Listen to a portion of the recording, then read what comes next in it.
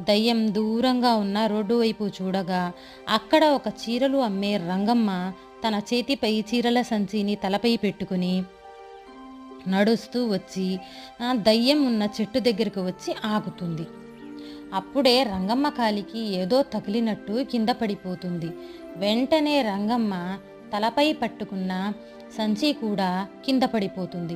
చీరలు చెల్లా చెదురు అయిపోతాయి. దానితో వెంటనే దయ్యం చెట్టు కొమ్మపై ఉన్న చీరను కింద పడేటట్లు చేస్తుంది.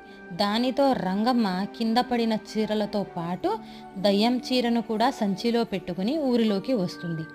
రంగమ్మ వెళ్ళిపోయాక దయ్యం, అమ్మయ్యా, ఈరోజు ఎవరో ఒకరు ఈ చీరను కొని కట్టుకుంటారు, దానితో నేను మనిషిగా మారిపోతాను అని సంతోషిస్తూ ఉంటుంది.